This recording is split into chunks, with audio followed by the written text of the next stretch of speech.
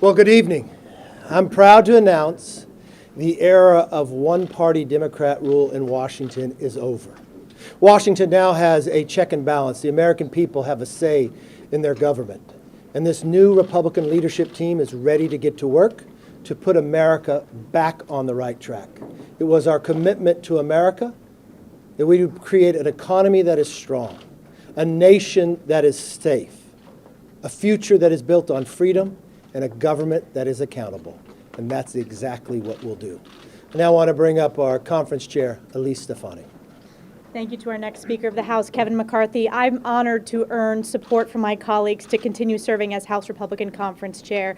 We won this majority because of our commitment to America, and we are the last line of defense in a House Republican majority to stand up for the American people. And I particularly am proud, being from the state of New York, we picked up 4 seats in New York State, flipping blue districts to red, and we will have a tremendous Republican conference in the 118th Congress.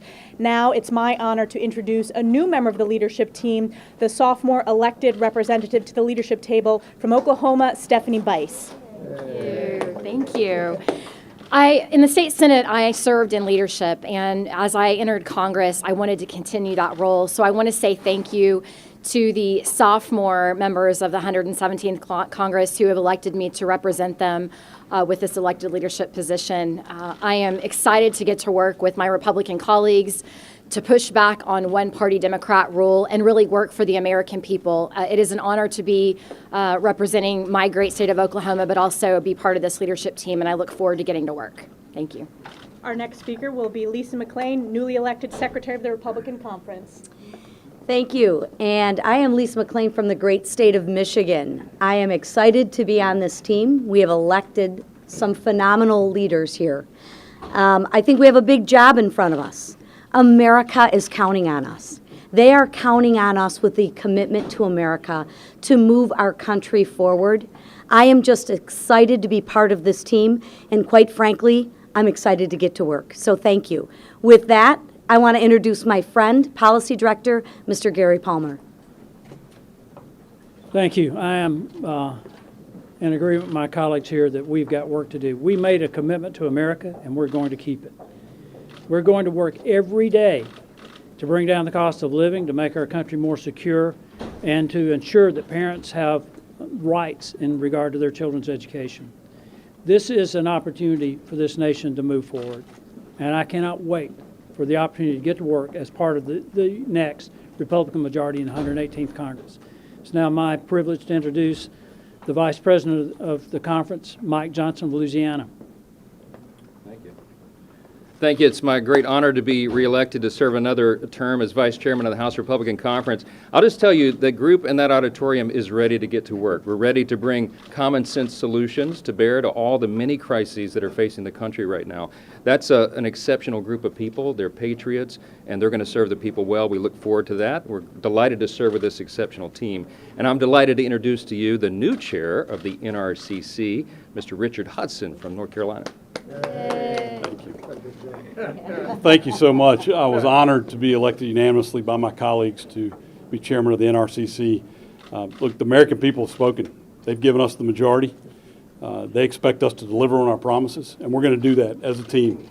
And working together, we're going to grow this majority in 2024, and I'm excited to help lead that process. And I'm even more excited to introduce our next speaker, who is our new majority whip.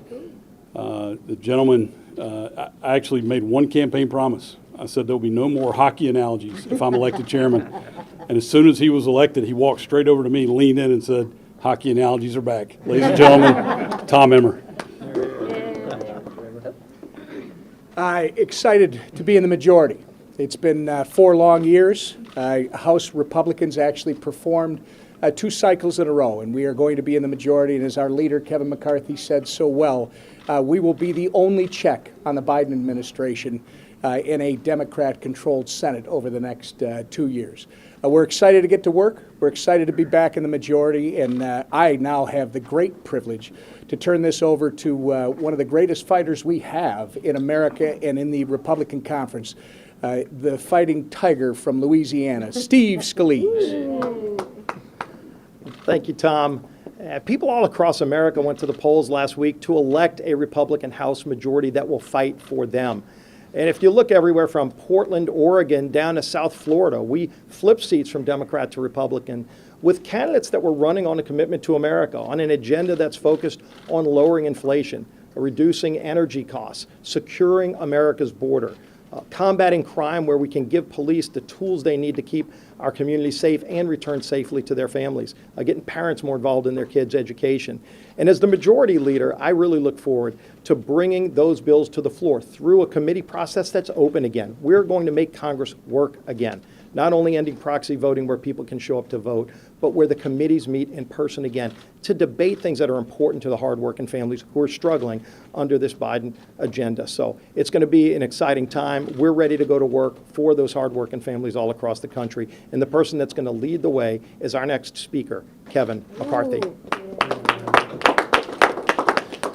We know our job will not be easy. We know the task. We've got a close majority. We're going to have to work together. And we want to work with anyone that wants to make America stronger. We want to work with anybody on both sides of the aisle if they want to make America energy independent, give their parents a say in their kids' education, or secure our borders, or stop defunding the police. We know there's challenges in this nation around the world. And we're listening to the American public, but we are prepared to lead, regardless of the size of the majority. One thing I've always learned, they don't hand gavels out in small, medium, and large. You get the right size gavel, and we will use it. With that, let's open it up for questions. Mr. Leader, do you think you will have the votes by January to become Speaker? Yes, if you look at the last two speakers, Paul Ryan, he had at this time had 43, lost 43 votes. Nancy Pelosi had 32 votes, and no one was running against her at that time. Look, we have our work cut out for us. We've got to have a small majority. We've got to listen to everybody in our conference. And if you've watched what we have done, I thought it was very productive last night in our rules debate. And what I've proposed to do is handle half of the rules tomorrow, keep those open through Thanksgiving, and we'll work together and we'll get there. The American people expect us to do it. They expect us to govern. They expect us to keep our word on the commitment to America. And one thing I'll say about the entire conference, I respect each and every one, but I respect them equally, and we'll find a way to make it happen. The Freedom Caucus has made a lot of demands, including to give themselves more power, more leverage over you, including to vacate the chair, giving them more power to vacate the chair. Are you open to that proposal from the Freedom Caucus? One thing I think, when the conference is this tight, I think we all work together. At the same time, nobody's going to have more power than anybody else. A majority like this, 4 people could decide the future, whatever it goes. So either we're going to lead as a team or we're going to lose as individuals. And I think at the end of the day, we will lead as a team. Okay, first off, as far as the vacating the chair, that's one thing. But what about all those other demands in that letter? Why haven't you responded to it? And why is it that you essentially blew off that entire letter completely? Will you respond to it? Well, I don't agree with your comment there. They provided a letter in the different rules. The time we take up the rules now, I've met with them numerous times. We actually changed the process, where last night we just had a conference just to talk about amendments. Tomorrow we'll bring up half of them, talk about them, and I can't do anything by myself. It's the conference who decides what the conference rules are. And the interesting thing about the conference, everyone's going to have to give a little on both sides. But the number one thing I'm going to do as a leader is I'm going to listen to all voices in the conference, and we're going to do together what is best. The one thing you'll learn is, as my opportunity to be Speaker, is the House is going to change. No longer is all the power going to rest the way Nancy had it. No more proxy voting. Bills will actually go through committees. They will be debated before they come to the floor, and people will actually have a say. Why?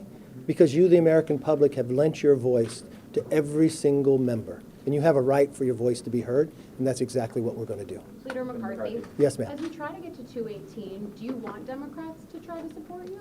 No, we're the majority as Republicans, and we'll get there as You wouldn't Republicans. Yes. There's been a lot of talk about what kind of leader you will be, and you're saying that we win together, we lose alone. But as a leader looking at this conference, it looks very fractured right now. How do you plan to bridge that gap to be a leader for all of them? Looks like a majority to me. In 4 years, all we've done is win. It's been one-party rule in Washington. We now have inflation at a 41-year high. We got gas prices, and now we're going into winter heating prices that people, American public, can't afford. We got a border that's unsecure and a secretary who says it is. We got people defunding the police, and now we don't even know if we're safe on our own streets. People are afraid to ride the subway again. We got a Department of Justice that goes after parents simply because they go to a school board meeting. They call them terrorists. We got a government that hasn't been held accountable. Tell me one time they had a hearing on the origins of COVID. Tell me one time they had a hearing to know what went wrong in the last 60 days of Afghanistan that brought us 13 Gold Star families. Tell me one time they talked to the DOJ on why he went after parents. That all changes today because there's no longer one-party rule. The American public now has a voice. The American public now has a right to things that are going to be said, and that's why we're going to do together. Your agenda, the commitment to America, will be able to bridge that gap between all of your members? No, I know it will. Why didn't the red wave materialize? You guys expected a much bigger majority. You're going to have a razor-thin majority. What actually went wrong last week? Well, to take your question, when you're sitting in the majority and you win, I don't know that it went wrong. Did we want something much bigger? Yeah, we did. But if I look at the last 2 cycles, I've only been leader through 2 cycles. When I came in, we had less than 200.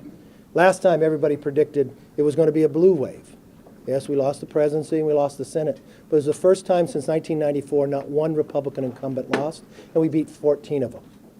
So they were all wrong on that perspective. In this cycle, history says that it would go even further. But if you look, the Republican proportion of vote compared to the Democrat is a higher percentage than it was in 2010. We gained a lot already before where we started. But there's about 25 races out there that we lost by less than 5% of the vote. It was tough. There are times that if we had some top of the ticket, some governor races, some Senate races that played a little better, I think we would have carried through. But it also is a time that we should reflect that do we have the right candidate? Do we have the right message?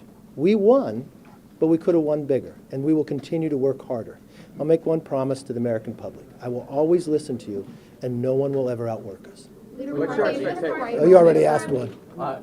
Congressman Henry Cuellar said today that he received calls from several of your allies, including lobbyists, a current member, a former member of Congress. Has there been outreach to any other Democrats to try to get them to switch parties? And would you solicit Democratic? I don't know who he's referring to, and I have not spoken to anybody.